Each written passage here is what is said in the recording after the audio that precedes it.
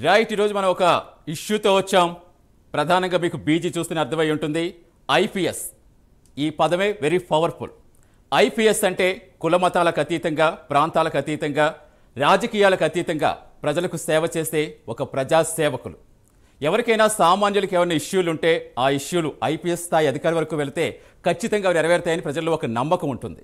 ఆ నమ్మకం నిలబెట్టుకోవాల్సిన బాధ్యత కూడా ఐపీఎస్దే. ఐపీఎస్ అంటే పోలీస్ శాఖలోనే ఒక అత్యున్నత స్థానం. కానీ ఇప్పుడు ఈ ఐపీఎస్ల వ్యవహార శైలి దేశవ్యాప్తంగా సంచలనంగా మారింది. గతంలో కూడా దేశవ్యాప్తంగా కొంతమంది ఐపీఎస్లు సస్పెన్షన్ అయినా 3 సీనియర్ ఐపీఎస్ అధికారులు ఒకేసారి సస్పెండ్ కావడం మాత్రం ఇదే మొదటిసారేమో. అందులోని ఏపీలో అయితే ఇది ఎంత సంచలనంగా మారిందో ప్రత్యేకించి చెప్పక్కర్లేదు. ఆ ఐపీఎస్ అధికారులు ఎవరు ఇప్పటికీ మీకు అర్థమై ఉంటుంది. At the same time Jethwani కేసుకు సంబంధించి ప్రైమ్ 9 ముందుగా వెలుగులోకి తెచ్చింది.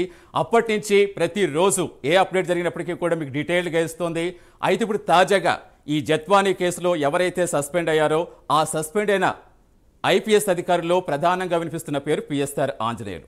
ఈయనే మొత్తం స్క్రిప్ట్ అని, కీలక పాత్రధారి, సూత్రధారి అంటూ కూడా ఈయన మీద వస్తున్న అభియోగాలకు సంబంధించి అవి ప్రూవ్ అవుతున్న సందర్భాలు కనిపిస్తున్నాయి. ప్రస్తుతం విచారణ దశలో ఉంటే విచారణలో కూడా అధికారులు ఇవే చెప్తున్నట్టుగా అనేక రకాల వార్తలు అయితే హల్చల్ చేస్తున్నాయి. అసలు ఎవరి పిఎస్ఆర్ ఆంజనేయులు? మనకు ఒక ఐపీఎస్ అధికారిగా తెలుసు. ఈయన గత చరిత్ర ఏంటి? ఈయన భాగవతాల చిట్టాకు సంబంధించి ప్రైమ్ 9 తాజాగా ప్రతిదీ ప్రూఫ్తో సహా మీకు చూపించే ప్రయత్నం చేస్తాం. ఒక్కొక్కటికి ఈయన భాగవతాలు వెలుగు చూస్తున్నాయి. ఈయన ఇప్పుడే కాదు, నకిలీ ఎన్కౌంటర్స్లో కూడా ఈయన ఒక దిట్టగా పేరుగాంచారు. దీనికి సంబంధించే కాదు, సెటిల్మెంట్ చేయడంలో కూడా ఈయన సిద్ధహస్తుడిగా పేరు పొందారు. ఆ అనుభవంతో జత్వానీ కేసులో సెటిల్మెంట్ కూడా ప్రయత్నించారు. అయితే ఆయన వ్యూహం బెడిసి కొట్టింది. తాజాగా 3 ఐపీఎస్ అధికారులు సస్పెండ్ కావటం ఎంత పెను సంచలనంగా మారిందో ప్రత్యేకించి చెప్పక్కర్లేదు. అసలు ఈయన ఎప్పుడు ఏం చేశారు, ఈయన గత చరిత్ర ఏంటి, ఒక్కసారి మీకు డీటెయిల్గా చెప్పే ప్రయత్నం చేస్తాం. ప్రైమ్ 9 చేతిలో పిఎస్ఆర్ భాగవతం. ఈ భాగవతాల చిట్టాకు సంబంధించి మీకు వివరించే ప్రయత్నం చేస్తాం. ఒక్కొక్కటిగా ఈయన భాగవతాలు ఏవైతే ఉన్నాయో ఒక్కొక్కటి కూడా బయటకు వస్తున్నాయి, ఒక్కొక్కటిగా వెలుగు చూస్తున్నాయి. ఇప్పుడే కాదు, గతంలో కూడా ఈయన 2000 నకిలీ ఎన్కౌంటర్స్లో ఈయన ఒక దిట్టగా పేరుగాంచారు. 2012లోనే ఈయనకు జాతీయ మానవ హక్కుల సంఘం తీవ్రంగా హెచ్చరికలు కూడా జారీ చేస్తుంది. సెటిల్మెంట్ చేయడంలో కూడా ఈయనకి సిద్ధహస్తుడిగా పేరుంది. ఎప్పుడైతే ఈయన కర్నూలు ఎస్పీగా వర్క్ చేశారో, కర్నూలు ఎస్పీగా వర్క్ చేసినప్పుడు ఈయన అక్కడ నలుగురికి సంబంధించి వాళ్ళని బెదిరించి వాళ్ళని సెటిల్మెంట్ చేసిన దాఖలాలు కూడా వెలుగు చూస్తాయి.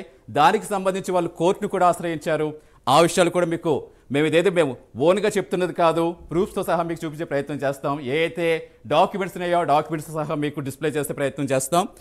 ఆయన 2012లోనే పిఎస్ఆర్ను తీవ్రంగా హెచ్చరించింది జాతీయ మానవ హక్కుల సంఘం. అప్పట్లోనే ఆయన తీవ్రంగా హెచ్చరించింది.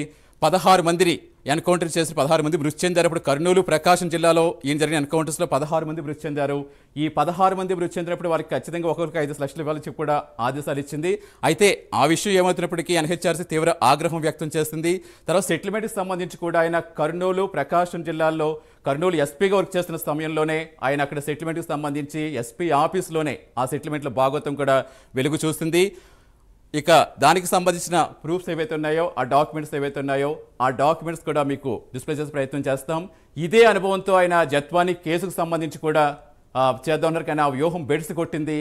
అసలు లేని కేసులను అక్రమ కేసులు పెట్టి అక్రమంగా నిర్బంధించి ఎన్ని రోజుల పాటు ఇబ్బంది పెట్టారో, జత్వానీ చెప్పిన మాటలు వింటే ప్రతి ఒక్కరికి కూడా కన్నీరు తెప్పించిన పరిస్థితి కనిపించింది. ఒక అమ్మాయిని ఇన్ని రకాలుగా ఎంత స్థాయి అధికారులు ఇబ్బంది పెట్టారా అంటే అది ఏ స్థాయిలో వెనకాల వారి వెనకాల ఎలాంటి ప్రముఖులు ఉన్నారో, ఎలాంటి హస్తం ఉందో ప్రత్యేకించి చెప్పక్కర్లేదు. సో ఆ విషయాలు కూడా త్వరలోనే అధికారికంగా బయటకు వస్తాయి.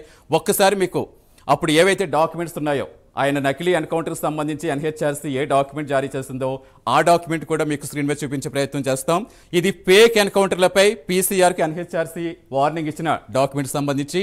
ఇందులో the national human rights commission has declared that 16 out of the 19 police encounters that took place in Guntur and Kurnool districts when senior IPS officer PSR Anjaneyulu was superintendent of police were fake. It ordered compensation of 5 lakh rupees to the families who lost their kill in the encounters. A total of 19 people had been killed in the 16 encounters. So, ఇది NHRC warning ఇస్తూ PSR ఆంజనేయులకు warning ఇస్తూ ఇచ్చిన document. So ఈ డాక్యుమెంట్లోనే మనం చూడొచ్చు NHRC అప్పట్లోనే ఈయన చేసిన ఆ గత చరిత్ర ఏంటో మనకి ఆధారాలతో సహా మీకు ఇక్కడ కనిపిస్తోంది. అట్ ద సేమ్ టైం ఈయన కర్నూలు ఎస్పీ ఆఫీస్లో కర్నూలు ఎస్పీగా ఉన్నప్పుడు ఈయన చేసిన సెటిల్మెంట్కి సంబంధించిన డాక్యుమెంట్ కూడా ఒకసారి మీకు చూపిస్తాం. సివిల్ సెటిల్మెంట్ కేసులో ఇది హైకోర్టు సంబంధించిన డాక్యుమెంట్. ఇది The 4 writ petitions are filed by different persons of different places against the Superintendent of Police Kurnool, Sub-Inspectors of Police and Station House Officers, 3 Town Police Station. So ఇది కర్నూలు ఎస్పీగా work చేస్తున్నప్పుడు ఆయన అక్కడ civil settlement కేసులో వారు హైకోర్టును ఆశ్రయిస్తే high court document. So ఈ విధంగా ఇంకా ఎన్ని ఉన్నాయో మనకు తెలియదు. ఇప్పుడు తాజాగా మీ ముందు సాక్ష్యాలతో సహా ఉంచిన డాక్యుమెంట్స్ ఇవి. ఒకటి ఎన్హెచ్ఆర్సీ ఆయనకు వార్నింగ్ ఇస్తూ, ఇంకోటి హైకోర్టు డాక్యుమెంట్. సో ఈ విధంగా ఇదే అనుభవంతో జత్వాని కేసును కూడా చాలా క్లీన్గా డీల్ చేద్దాం అనుకుంటారు, కానీ అది బెడ్స్ కొట్టింది ఆ వ్యూహం. సో అసలు ఏం జరుగుతోంది? ఇలాంటి ఐపీఎస్ అధికారులు ఉంటే ఇక ముందు ముందు సమాజానికి ఎలాంటి మెసేజ్ ఇస్తున్నట్టు, ఇలాంటి వాళ్ళు కంటిన్యూ అయితే సమాజం ఏమైపోతుంది, అసలు ఏం జరుగుతుంది అనే దానికి సంబంధించి ప్రస్తుతం పూర్తి విశ్లేషణ ఇచ్చేందుకు మా అసోసియేటర్ రాజు జాయిన్ అవుతున్నారు. రాజు చూసాం, ఒక ఐపీఎస్ అంటే అసలు పోలీస్ శాఖలో ఒక అత్యున్నత స్థానం, ప్రజలందరికీ కూడా ఒక నమ్మకం, ఒక భరోసా. వాళ్ళకి ఇష్యూ కాని అంశాలు కూడా ఆ స్థాయి అధికారి వరకు వెళితే ఖచ్చితంగా వారి సమస్య పరిష్కారం అవుతుందని ఒక భరోసా ఉంటుంది. ప్రజెంట్ సిచ్యువేషన్కి వస్తామని జత్వాని కేసుకు సంబంధించి ముందుగా మీరే దాన్ని మొత్తం కూడా వివరంగా చెప్పారు. తర్వాత దానికి సంబంధించి ప్రతిరోజు కూడా మనం అప్డేట్ ఇస్తూనే వస్తున్నాం. ఇప్పుడు తాజాగా ఈ 3 ఐపీఎస్ అధికారులు సస్పెండ్ అవడం అంటే ఇది ఆషామాషి వ్యవహారం కాదు. దేశ చరిత్రలో ఇదే మొదటిసారేమో ఒకేసారి ఇంత స్థాయిలో సస్పెండ్ కావడం. అది మన రాష్ట్రానికి సంబంధించి అయితే ఖచ్చితంగా ఇది మొదటిసారి. అసలు ఏం జరుగుతుంది అనుకోవాలి? పూర్తిగా ఈయన అవినీతి భాగవతాల చిట్టాకు సంబంధించి ప్రధానంగా పిఎస్ఆర్ ఆంజనేయులు ఇందులో సూత్రధారి, ఈయన కీలక పాత్రధారి అంటూ కూడా ప్రముఖంగా వస్తోంది. అసలు ఏంటి ఈయన గత చరిత్ర ఏంటి, మొత్తం డీటెయిల్గా చెప్పండి. రైట్ సతీష్, మొత్తానికి సినీ నటి జత్వాని కేసు ఏదైతే ఉందో అది తొలుత ప్రైమ్ నైన్ న్యూస్ వెలుగులో తీసుకొచ్చింది. ఎస్పెషల్లీ అప్పుడు మన క్రైమ్ టీంకి సంబంధించి ఈ ఇష్యూని బయటికి తీసుకొచ్చినటువంటి సందర్భంలో అన్ని మీడియా సంస్థలు కూడా ఇది ఒక ప్రేమ వ్యవహారం అని చెప్పేసి ముందు చెప్పినప్పటికీ కూడా తర్వాత జిందాల్కి పెట్టినటువంటి కేసు ఏదైతే ఉందో, అంటే జిందాల్ మీద జత్వాని పెట్టినటువంటి కేసు ఏదైతే ఉందో ఆ కేసు విత్డ్రా చేసుకునేందుకు తెర వెనుక నడిచినటువంటి భాగవతం ఇది అనేటటువంటి అంశాన్ని ఆ రోజు ప్రైమ్ నైన్ న్యూస్ వెలుగులో తీసుకొచ్చింది. ఆ రోజు ప్రైమ్ నైన్ న్యూస్ ఏం చెప్పిందో అదే తర్వాత నిజమైంది. దాని మీద భారీ ఎత్తున విచారణ జరిగింది. ఈ విచారణలో అనేక అంశాలు వెలుగు చూసాయి. మీరు చెప్పినట్టు 3 ఐపీఎస్ అధికారుల్ని చరిత్రలో ఎప్పుడూ లేని విధంగా ఒకే కేసులో సస్పెండ్ చేసినటువంటి పరిస్థితి. ఇప్పటికే వాళ్ళకి సంబంధించి ఏ విధంగా ఛార్జెస్ ఫ్రేమ్ చేయాలనే దాని మీద కూడా న్యాయ నిపుణుల సలహాని పోలీసులు కూడా తీసుకుంటున్నటువంటి సిచ్యువేషన్ కనిపిస్తుంది. అయితే ఈ తతంగం అంతా కూడా 3 ఐపీఎస్లో ఎస్పెషల్లీ అప్పటి ఇంటెలిజెన్స్ చీఫ్గా ఉన్నటువంటి పిఎస్ఆర్ ఆంజనేయుల నేతృత్వంలో జరిగింది అనేటటువంటి విషయాన్ని తాజాగా వెలుగులోకి వచ్చింది. ఇదంతా కూడా సీఎంఓ కేంద్రంగా అప్పుడు ఇంటెలిజెన్స్ చీఫ్గా ఉన్నటువంటి పిఎస్ఆర్ ఆంజనేయులు నేతృత్వంలోనే ఈ స్కెచ్ అంతా కూడా నడిచింది. ఎప్పుడు ఎవరు ఎక్కడికి వెళ్ళాలి, జత్వానీని ఎక్కడ అరెస్ట్ చేయాలి, అరెస్ట్ చేసిన తర్వాత ఆమెను ఎక్కడ పెట్టాలి, పెట్టిన తర్వాత ఏ విధంగా టార్చర్ చేయాలి, సో వీటన్నిటికీ సంబంధించినటువంటి అంశాలతో పాటు ఎలాంటి కేసులో ఇరికించాలి, ఆ కేసుకు సంబంధించినటువంటి డాక్యుమెంట్లు ఎవరు తయారు చేయాలి, తయారు చేసినటువంటి డాక్యుమెంట్లు అనుమానం రాకుండా ఏ విధంగా ఫోర్జరీ చేయాలి, సో వీటన్నిటినీ కూడా స్కెచ్ చేసింది పిఎస్ఆర్ ఆంజనేయులు అనేటటువంటి అంశాన్ని. తాజాగా ఇదే కేసులో సస్పెండ్ అయినటువంటి ఐపీఎస్ అధికారి విశాల్ గున్ని ఇచ్చినటువంటి వాంగ్మూలం ద్వారా బయటికి వచ్చింది అనేటటువంటి ప్రచారం జరుగుతుంది. సో ఏదైనప్పటికి కూడా ప్రస్తుతానికి పిఎస్ఆర్ ఆంజనేయులు ఎవరైతే ఉన్నారో ఆయన ఈ కేసుకి సంబంధించి మొత్తం ఆయనే తెర వెనుక నడిపించిన భాగవతం అంతా కూడా ఆయనే అనేటటువంటి అంశం ఇప్పుడు బట్టబయలైనటువంటి పరిస్థితి. అసలు ఎవరు ఈ పిఎస్ఆర్ ఆంజనేయులు అని తెలుసుకునే ప్రయత్నం చేసింది ప్రైమ్ నైన్ న్యూస్. ఇందులో అనేక రకాలైనటువంటి వాస్తవాలను ప్రైమ్ నైన్ న్యూస్ సేకరించింది. ఈయన కర్నూలు జిల్లాలో అలాగే ఒంగోలు జిల్లాలో అంటే ప్రకాశం జిల్లాలో ఎస్పీగా పనిచేస్తున్నటువంటి సందర్భంలో ఈ 2 చోట్ల కూడా 19 మందిని ఎన్కౌంటర్లో చంపేసినటువంటి పరిస్థితి. ఈ 19 మంది ఎన్కౌంటర్లో ఎప్పుడైతే చనిపోయారో ఇందులో 16 మంది చనిపోయినటువంటి, అంటే ఎన్కౌంటర్ చేసినటువంటి 19 మందిలో 16 మంది చనిపోయింది. ఇది ఫేక్ ఎన్కౌంటర్ అని చెప్పేసి ఎన్హెచ్ఆర్సీ 2012లో చాలా తీర్పు ఇచ్చింది. అంతేకాకుండా ఈయన మీద కేసులు కూడా పెట్టండి అని చెప్పేసి అప్పట్లో ఎన్హెచ్ఆర్సీ అంటే నేషనల్ హ్యూమన్ రైట్స్ కమిషన్ ఆ రోజు జాతీయ మానవ హక్కుల సంఘం తీర్పిచ్చినటువంటి పరిస్థితి. అందులో 10 కేసులు కర్నూలు జిల్లాకు సంబంధించి అలాగే 6 ఎన్కౌంటర్కి సంబంధించి మృతులు ఎవరైతే ఉన్నారో వీళ్ళు గుంటూరు జిల్లాకి సంబంధించినటువంటి వాళ్ళు అని చెప్పేసి ఆ రోజు అంటే ఎప్పుడంటే ఇది 2012 జూలై 15వ తేదీన దీనికి సంబంధించి ఎన్హెచ్ఆర్సీ ఈ నివేదిక ఇచ్చినటువంటి పరిస్థితి. దీని మీద ఆదేశాలు జారీ చేసినటువంటి పరిస్థితి. పిఎస్ఆర్ ఆంజనేయుల ద్వారా ఎవరైతే చనిపోయినటువంటి ఈ 16 మంది ఫేక్ ఎన్కౌంటర్లో చనిపోయారో వాళ్ళకి ఒక్కొక్కరికి 5 లక్షల రూపాయల లెక్కన ఎక్స్గ్రేషియా ఇవ్వాలి, 16 మందికి కలిపి 80 లక్షలు చెల్లించండి అని చెప్పేసి అప్పటి రాష్ట్ర ప్రభుత్వాన్ని ఎన్హెచ్ఆర్సీ ఆదేశించింది. అంటే దీన్ని బట్టి చూస్తూ ఉంటే ఏ విధమైనటువంటి మనస్తత్వం ఉన్నటువంటి వ్యక్తి పిఎస్ఆర్ ఆంజనేయులు అనేది ఇక్కడ మనకు స్పష్టంగా తెలుస్తుంది. ఇక ఆ విషయాన్ని పక్కన పెడితే మరొక అంశం వెలుగు చూసింది. ఎస్పెషల్లీ కర్నూలు జిల్లాలో ఆయన ఎస్పీగా పనిచేసేటటువంటి సందర్భంలో సివిల్ పంచాయతీలు చేయడం అంటే ఆయనకు మహా సరదా అని, సివిల్ పంచాయతీలు చేసేందుకు ఆయన చాలా ఇష్టపడుతూ ఉంటారని అనేక రకాలైనటువంటి ఆరోపణలు ఉన్నాయి. సో ఈ ఆరోపణలు పక్కన పెడితే ఈ పిఎస్ఆర్ ఆంజనేయులకు సంబంధించినటువంటి చరిత్రను తవ్వే క్రమంలో ప్రైమ్ నైన్ న్యూస్కి ఒక పాత డాక్యుమెంట్ ఒకటి వెలుగు చూస్తుంది. అదేంటంటే ఈ పిఎస్ఆర్ ఆంజనేయులు ఎవరైతే ఎస్పీగా పనిచేస్తారో కర్నూలులో, ఆయన ఎస్పీగా పనిచేసేటటువంటి సందర్భంలో 4 వ్యక్తులు ఆయన మీద కోర్టులో కేసు వేశారు. ఈ 4 వ్యక్తులు వేర్వేరు పిటిషన్లు దాఖలు చేసినటువంటి పరిస్థితి. ఈ వేర్వేరు పిటిషన్లలో ఉన్నటువంటి ప్రధానమైనటువంటి 4గిట్లో ఉన్నటువంటి భావసారూప్యత కలిగిన అంశం ఒకటే ఏంటంటే 4 కూడా సివిల్ పంచాయతీలు. అవి ఎక్కడ జరిగాయంటే ఆనాటి కర్నూలు జిల్లా ఎస్పీ కార్యాలయంలో జరిగాయి. అంటే ఒక ఎస్పీగా ఉన్నటువంటి వ్యక్తి సివిల్ పంచాయతీలకి ఎస్పీ కార్యాలయాన్ని ఏ విధంగా వేదికగా చేసుకున్నాడు అనేది ఈ 4 పిటిషన్ల ద్వారా తెలుస్తున్నాయి. ఒక ఫ్యామిలీకి సంబంధించినటువంటి ఇష్యూలో ఒక ఆమె ఎవరైతే ఒక మామ మీద ఒక కోడలు పెట్టినటువంటి కేసుకి ఆమెకు సపోర్ట్ చేసి వాళ్ళ మామ మీద ఇబ్బందులు పెట్టాడు అని చెప్పేసి ఆయన కోర్టుకి వెళ్ళినటువంటి పరిస్థితి. మరికొంతమంది అప్పులు తీసుకున్నటువంటి వాళ్ళకి సంబంధించి ₹1,00,000 సంబంధించినటువంటి ఇష్యూలో కూడా ఒక ఎస్పీగా ఉన్నటువంటి వ్యక్తి తలదూర్చడం. సో ఇవన్నీ చూస్తూ ఉంటే పిఎస్ఆర్ ఆంజనేయులు ఏ విధంగా సెటిల్మెంట్లు చేశాడు అంటే ఆనాడు కర్నూలు ఎస్పీగా ఉన్నటువంటి సందర్భంలో ఎస్పీ కార్యాలయం వేదికగా ఏ విధంగా అయితే ఆయన సెటిల్మెంట్లు చేశాడో అదే తరహాలో స్థాయి పెరిగింది. ఇప్పుడు అంటే ఎస్పీగా ఉన్నప్పుడు ఎస్పీ స్థాయిలో చేశాడు. ఇప్పుడు ఆయన ఇంటెలిజెన్స్ చీఫ్ అయిన తర్వాత సీఎంఓ కార్యాలయం కేంద్రంగా సెటిల్మెంట్లు చేశాడు. ఆ సెటిల్మెంట్లో తాజాగా వెలుగు చూసింది జత్వానికి సంబంధించినటువంటి కేసు. ఈ జత్వానీ కేసులో ఏం జరిగిందనేది మనం చూసాం. ఆయన ఏ విధంగా దాన్ని అంతా కూడా మ్యాపింగ్ చేశారనేది స్పష్టంగా తెలుస్తోంది. ఏదైతే జత్వానికి సంబంధించి ఒక కుక్కల విద్యాసాగర్ అనేటువంటి ఒక పర్సన్ని తెరపైకి తీసుకురావడం, అతనికి జత్వానికి ఉన్నటువంటి సంబంధం, తర్వాత వచ్చేసి కుక్కల విద్యాసాగర్ సంబంధించినటువంటి భూమిని విక్రయించాలని చెప్పేసి ఒక ఫ్యాబ్రికేటెడ్ డాక్యుమెంట్ని తయారు చేసి ఆ భూమిని జత్వాని అమ్మబోయింది అని చెప్పేసి ఒక ఇద్దరు చేత కంప్లైంట్ ఇప్పించడం. సో ఆ ఇద్దరు కలిసి ఆ డాక్యుమెంట్ తమకు అమ్మబోయిందని చెప్పేసి వాళ్ళిద్దరు పేర్లతోటి కంప్లైంట్ ఇవ్వడం, వాళ్ళిద్దరు మోసపోయారు, 5 లక్షలు ఇచ్చేసి జత్వాన్ని మోసం చేసిందని చెప్పడం. ఆ తర్వాత మళ్ళీ ఆ ఇద్దరు బయటికి రావడం, ఇద్దరు బయటకు వచ్చి తిరుమల దర్శనానికి అని చెప్పేసి మేము ఆధార్ కార్డులు ఇస్తే దాని కుక్కల విద్యాసాగర్ ఈ విధంగా చేశాడు, మాకేం సంబంధం లేదని వాళ్ళు చెప్పినటువంటి పరిస్థితి. సో ఇదంతా చూస్తుంటే ఏ విధంగా ఆయన ఈ ఫ్యాబ్రికేటెడ్ డాక్యుమెంట్స్ క్రియేట్ చేశాడు అనేది ఇక్కడ మనకు స్పష్టంగా తెలుస్తుంది. అంటే ఎవరు ఏం చేయలేరు, ఎవరు నన్ను ఏం చేయలేరు, అంతేకాకుండా ఒక ముఖ్యమంత్రి ఆదేశించినటువంటి అంశాన్ని ఖచ్చితంగా నేను ఆచరించి తీరుతాను. సో ఇప్పుడు చేస్తే ఎలాగూ జత్వాన్ని తీసుకొస్తాం, కేసు విత్డ్రా చేసేస్తాం, భయపెడతాం, బెదిరిస్తాం, పంపించేస్తాం. ఈ విషయం ఎప్పటికీ కూడా బయటికి రాదు, ఇది అలాగే సమాధి అయిపోతుందని చెప్పేసి ఆయన భావించారు. కానీ చేసినటువంటి పాపం కర్నూలులో కావచ్చు, ఒంగోలులో కావచ్చు పండకపోయినప్పటికి కూడా ఇంటెలిజెన్స్ చీఫ్గా ఆయన చేసినటువంటి పాపం ఈరోజు పండింది. ఈ నేపథ్యంలోనే ముగిసిపోయింది అనుకున్నటువంటి జత్వాని కేసు మళ్ళీ తెరిచి ఈరోజు పిఎస్ఆర్ ఆంజనేయులు మెడకు చుట్టుకుంటూ ఉన్నటువంటి పరిస్థితి.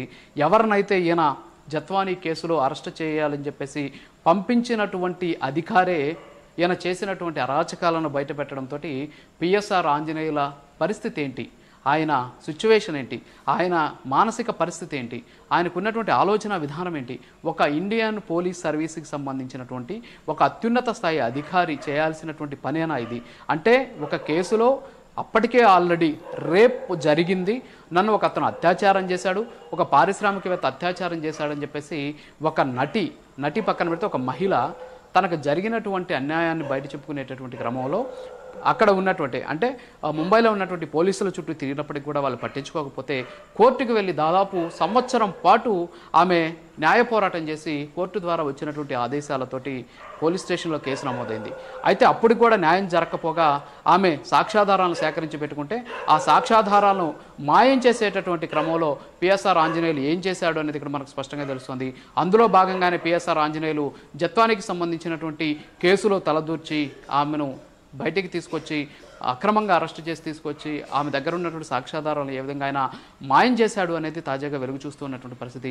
సో ఇలాంటి వ్యక్తుల మీద సస్పెన్షన్ వేటు కాదు, వీళ్ళని దాదాపు సర్వీస్ నుంచి రిమూవ్ చేయాలి అనేటటువంటి వాదన ప్రజల నుంచి, ప్రజా సంఘాల నుంచి వ్యక్తమవుతుంది. ఎందుకంటే ఒక ఐపీఎస్ అధికారి న్యాయం చేయకపోగా అన్యాయమైనటువంటి మరొక మహిళకు ఇంకాస్త అన్యాయం చేసి ఆమె జీవితాన్ని సర్వనాశనం చేసేందుకు దోహదపడడం ఏదైతే ఉందో, అంటే కంచే చేను మేసింది అనే పాత సామెత ఏదైతే ఉందో అది నిజం అని చెప్పేసి పిఎస్ఆర్ ఆంజనేయులు లాంటి లాంటి అధికారులు చేసి చూపించారు. సో మొత్తానికి ప్రైమ్ న్యూస్ సేకరించినటువంటి అంశాలు ఏవైతే ఉన్నాయో, అంటే పిఎస్ఆర్ ఆంజనేయులకు సంబంధించినటువంటి అంశాలు ఏవైతే ఉన్నాయో వీటిలో ఫేక్ ఎన్కౌంటర్లు కావచ్చు, అంతేకాకుండా సివిల్ సెటిల్మెంట్లకు సంబంధించినటువంటి అంశాలు వెలుగు చూడడం వెనక ఆయన నేచర్ ఏంటి అనేది ఖచ్చితంగా మీరు సేకరించిన ఈ వార్తలు ఏవైతే ఉన్నాయో డెఫినెట్ గా ఇంకా ఎంతమంది బయటకు వస్తారో ఇంకా ముందు ముందు ఇంకా తెలియదు మనకి. ఎందుకంటే ఇప్పుడు మనకి ఏదైతే ఆధారాలు సహా ఉన్నాయో ఆ వార్తలు మాత్రమే మేము ప్రసారం చేస్తున్నాం. దానికి సంబంధించిన కేసు సంబంధించి మీరు మాట్లాడుతున్నారు. ఇంకా ఎన్ని చేశారో, ఎన్ని ఉన్నాయో, ఎంతమంది బాధితున్నారో ఖచ్చితంగా వాళ్ళు కూడా వస్తారనుకోవచ్చా? అట్ ద సేమ్ టైం అంటే చట్టానికి ఎవరు అతీతులు కాదు, తప్పు చేస్తాయి, అలాంటి వ్యక్తిని శిక్ష పడాల్సిందనేది మాత్రం ఇప్పుడు ఖచ్చితంగా ఏపీలో కూటమి సర్కార్ నిరూపించి చూపించింది. ఎవరైతే ఇంకా ఈ కేసుకు సంబంధించి ముడిపడి ఉన్నారో, ఎవరైతే ఇందులో కీలకంగా వ్యవహరించారో వాళ్ళని కూడా వదిలిపెట్టమని తాజాగా హోంమంత్రి అనౌన్స్ చేయడం కూడా మనం చూస్తాం. అంటే ఇంకా ఈ పిఎస్ఆర్ ఆంజనేయులు అవినీతి బాగోతాలకు సంబంధించి రకరకాల వార్తలు ఇంకా చాలానే ట్రోల్ అవుతూ వస్తున్నాయి. బట్ ఆధారం లేకుండా మాట్లాడుకోవడం అనేది మనం కరెక్ట్ కాదు. కాబట్టి అసలు ఇంకా ఎంతమంది వచ్చే అవకాశం ఉందనుకోవచ్చు, ఇంకా ఎవరెవరిని ఇంకా ఈ కేసుకు సంబంధించి త్వరలో అదుపు తీసుకునే అవకాశం ఉందనుకోవచ్చు. ఖచ్చితంగా, ఎందుకంటే ఇప్పటికే దీని మీద ఒక ఎఫ్ఐఆర్ నమోదైంది సతీష్. ఏంటంటే జత్వాని పెట్టినటువంటి కేసుకి సంబంధించి ఒక కేసు నమోదైంది. అందులో ఏవన్గా కుక్కల విద్యాసాగర్ని పెట్టి అండ్ అదర్స్ అని చెప్పేసి అందులో పెట్టారు. ఆ అదర్స్ వీళ్ళు ముగ్గురు ఎవరైతే ఈ ఐపీఎస్ అధికారులు ఉన్నారో వాళ్ళ ముగ్గురు కూడా అందులో యాడ్ చేసేటువంటి అవకాశం ఉన్నాయి. వాళ్ళ మీద ఏ విధమైనటువంటి సెక్షన్ల కింద ఛార్జెస్ ఫ్రేమ్ చేయాలనే దాని మీద న్యాయ నిపుణుల సలహా తీసుకున్న తర్వాత కేసులు పెట్టేటువంటి అవకాశాలు కనిపిస్తున్నాయి. సో ఆ విషయాన్ని పక్కన పెడితే మీరు చెప్పినట్లు మన దగ్గర ఉన్నటువంటి ఆధారాలు, 2 ఆధారాలు మనం సేకరించాం.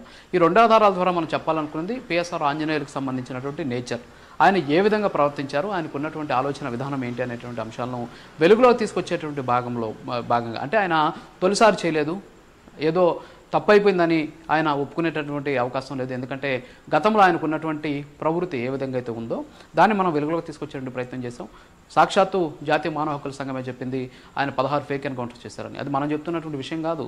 అంతేకాకుండా సివిల్ కేసులకు సంబంధించి సివిల్ పంచాయతీలో ఒక ఎస్పీ స్థాయిలో ఉన్నటువంటి అధికారి చేయడం, అంటే సెటిల్మెంట్లు చేయడం అనేది ఆయనకి మహా సరదా అనేది మనకు స్పష్టంగా తెలుస్తుంది. సో వీటిని బట్టి చూస్తుంటే మీరు చెప్పినట్టు ఖచ్చితంగా ఆయన బాధితులు చాలామంది ఉండొచ్చు. ఎందుకంటే పిఎస్ఆర్ ఆంజనేయులు గతంలో అనేక రకాలుగా ఆయన పనిచేశారు. ఆర్టీసీకి సంబంధించి, తర్వాత ఏపీపీఎస్సీకి సంబంధించి, సో అనేక వ్యవస్థలో పనిచేస్తారు ఆయన. ఎస్పెషల్లీ జగన్మోహన్ రెడ్డి సీఎం అయిన తర్వాత కీలకమైనటువంటి వ్యవస్థలన్నింటిలో కూడా ఈయన చీఫ్గా వ్యవహరించినటువంటి పరిస్థితి.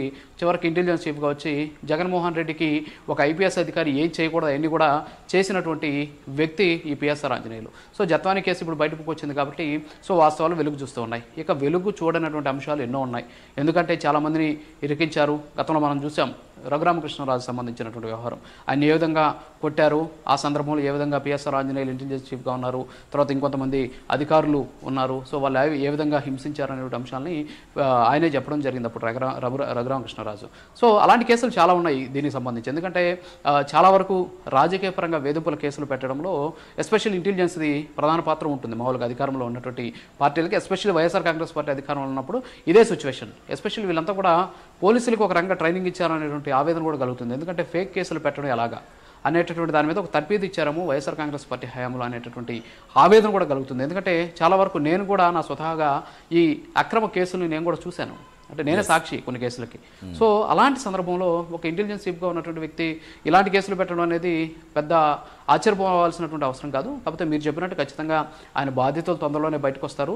గతంలో ఏ విధంగా అయితే పెద్దిరెడ్డి రామచంద్రారెడ్డి భూముల వ్యవహారంలో సిసోడియా లాంటి వ్యక్తిని పెట్టి మీకు అన్యాయం జరిగిందని వచ్చి ఫిర్యాదు చేయండి అంటే ఏ విధంగా కుప్పలు దెప్పలుగా జనాలు వచ్చి అర్జీలు ఎత్తుకొని వచ్చారో, పిఎస్ఆర్ ఆంజనేయులు బాధితులు ఒకసారి బయటికి రండి అంటే చాలామంది వచ్చేటువంటి అవకాశాలు ఉన్నాయి. వచ్చినా కూడా ఆశ్చర్యపోవాల్సినటువంటి అవసరం లేదు సతీష్. అంటే ఖచ్చితంగా రాజు, అంటే మీరు చెప్పినట్టుగా ఇప్పుడు ఒక మెసేజ్ వాళ్ళు ఇచ్చి ఉండొచ్చు వైఎస్ఆర్సీపీ హయాంలో ఎలా అయితే పేకే సృష్టించవచ్చు అనేది. బట్ అలా సృష్టిస్తే వాళ్ళ పరిస్థితి ఏంటనేది ఇప్పుడు కూటమి సర్కార్ నిరూపించిందని కూడా అనుకోవచ్చు కదా. ఎవరికి కూడా ఖచ్చితంగా డెఫినెట్గా తప్పు చేస్తే ఎలాంటి వరకైనా శిక్ష తప్పదు, ఏ స్థాయి అధికారి అనేది ఖచ్చితంగా ఇప్పుడు నిరూపితమైంది. అట్ ద సేమ్ టైం మీరు ఇందాక మాట్లాడుతూ విశాలగుండి కీలకంగా మరొక సస్పెండ్ అయిన అధికారి ఎవరైతే ఉన్నారో ఆయన చెప్తేదంతా కూడా కీలక సూత్రధారి పిఎస్ఆర్ ఆంజనేయులే, ఆయన చెప్పిన స్క్రిప్ట్ ప్రకారం మేము వెళ్ళామనుకున్నప్పుడు అసలు ఇలాంటిది మళ్ళీ వెలుగు చూస్తే మన పరిస్థితి ఏంటి? ఇది ఒక మాయన మచ్చగా ఆల్రెడీ పడిపోయింది. సో మనకు అసలు ఫ్యూచర్ ఏంటి? ఇప్పుడు కొత్తగా వచ్చే వరకు మనం ఎలాంటి మెసేజ్ ఇస్తున్నాం, ఇలాంటివి అప్పుడు ఆలోచించలేదా? ఇప్పుడు విచారణలో వచ్చిన ధైర్యం అప్పుడు ఇలాంటివి చేయడం కరెక్ట్ కాదని చెప్పే ధైర్యం అప్పుడు వాళ్ళకి లేకపోయింది అనుకోవచ్చు. అసలు ఎలా చూడాలి మొత్తం ఈ వ్యవహారాన్ని?